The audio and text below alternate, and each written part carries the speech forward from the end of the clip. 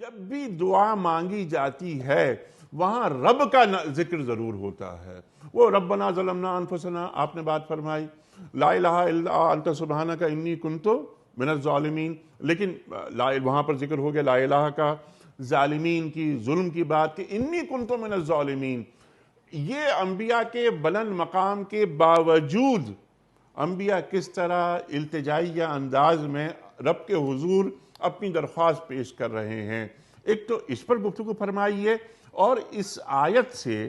اور اس دعا سے یہ امت مسلمہ کو کیا نصیحت مل رہی ہے؟ جی یہ بڑی اہم نکات کی طرف آپ نے اشارہ فرمایا. جو دو تین باتیں آپ نے اس دعا کے حوالے سے اٹھائی ہیں. پہلی یہ کہ دعا کا تخاطب اور طرز خطاب، یہ جہاں پر بھی آپ دیکھیں تو یا رب بھی ہے، یا اللہم ہے، یا لا الہ ہے، یعنی اللہ کو پکارا جاتا ہے پہلے. اور اسی لیے اللہ جل شانہ نے بھی جہاں پر بھی فرمایا دعا کے بارے میں تو وہ یہی ہے کہ دعا تو کہتے ہی پکار کو ہے، اور وہ ظاہر بات ہے جب بندہ اللہ کو پکارتا ہے. امن یجیب المضطر اذا دعا واذا سألک عبادی عنی فانی قریب اجیب دعوت الداعی اذا دعان. یہ سب دعا کے الفاظ ہیں، پکار کے، مجھے پکارو مجھے پکارو. اور فدعونی استجب لکم، اور مجھے ان سے پکارو تو میں تمہیں سنوں گا، میں تمہاری سنوں گا، میں تمہارے قریب ہوں، اقرب الیہ من حبل الورید. تو انبیاء علیہم السلام اس کائنات میں اللہ جل شانہ کے سب سے مقرب ترین انسان ہوتے ہیں، اور ان کا ہر عمل انسانیت کے لیے سبق ہوتا ہے. ان دعاؤں میں انبیاء علیہم السلام نے ہمیں طریقہ سکھایا ہے کہ دیکھو جب تم کو مانگنا ہو، جب تم کو پکارنا ہو تو تم کیسے مانگو گے. اسی لیے سب سے افضل دعائیں وہ سمجھی جاتی ہیں جو دعائیں نبیوں کی زبانی سے قرآن پاک کے اندر موجود ہوں. دعاؤں کے اندر سب سے افضل ترین قسم دعاؤں کی وہی ہے، کیونکہ یہ الفاظ دعاؤں کے اور یہ انداز دعاؤں کا اور یہ تعبیر دعاؤں کی یہ ایک تو نکلی نبیوں کی زبان سے ہیں، لیکن القاء اللہ تعالیٰ کی جانب سے ہوئے ہیں ان کے قلوب میں. اللہ تعالیٰ نے خود سکھایا ہے ان کو کہ ان الفاظ کے اندر ہم سے مانگو، یہ ہم سے مانگنے کا سلیقہ ہے، یہ ہم سے مانگنے کا طریقہ ہے. اس سے پہلی چیز اللہ تعالیٰ کو اچھے اچھے ناموں سے پکارنا، اسماء حسنہ کے ساتھ اللہ کو پکارنا. اور جس پر ایک چیز چھوٹی سی میں عرض کر دوں کہ اللہ تعالیٰ کے ناموں میں سے ایک نام ہے جس کے بارے میں کہا گیا ہے احادیث میں کہ وہ اسم اعظم ہے. اسم اعظم پر بہت روایات آئی ہیں صحیح احادیث کے اندر کہ یہ وہ نام ہے اللہ تعالیٰ کا کہ جس کے ذریعے سے جب اللہ کو پکارا جائے تو اللہ جل شانہ اس دعا کو ضرور سنتے ہیں اور جو مانگا جائے اس کو عطا فرماتے ہیں. اس میں پھر مشائخ کا اختلاف ہوا ہے کہ یہ اسم اعظم اللہ تعالیٰ کے 99 ناموں میں سے کون سا ہے. تو بعض نے کہا ہے کہ یا حیو یا قیوم جو ہے یہ اسم اعظم ہے، لیکن مشائخ کی ایک بہت بڑی تعداد یہ کہتی ہے کہ خود یہ جو اللہ تعالیٰ کا ذاتی نام ہے اللہ، یہی اسم اعظم ہے، لیکن ایک خاص کیفیت مطلوب ہوتی ہے. یعنی جب اللہ تعالیٰ کا نام ایسے طریقے سے لیا جائے کہ اس وقت بندے کے دل میں اللہ کے علاوہ کچھ نہ ہو اور خالصتاً وہ پورے اضطرار کے ساتھ اللہ کو پکارے، اللہ کا نام لے، تو یہی نام لینا اللہ جل شانہ کا اسم اعظم بن جاتا ہے. اس کے بعد وہ جو دعا مانگتا ہے اللہ تعالیٰ قبول فرماتے ہیں. میں یہ چاہوں گا کہ ذرا سا کچھ احوال، ایک اجمالی جائزہ حضرت موسیٰ علیہ السلام کے حوالے سے، آپ کی سوانح کے حوالے سے ارشاد فرمائیے. موسیٰ علیہ السلام کی ایک خاص دعا سے متعلق جو آیت ہے وہ آپ نے تلاوت فرمائی. اور موسیٰ علیہ السلام کے بارے میں ہم یہ جانتے ہیں کہ وہ بچپن میں جب تیرتے ہوئے فرعون کے دربار میں یا اس کے محل کے سامنے سے گزرے تھے، اور جس طریقے سے ان کو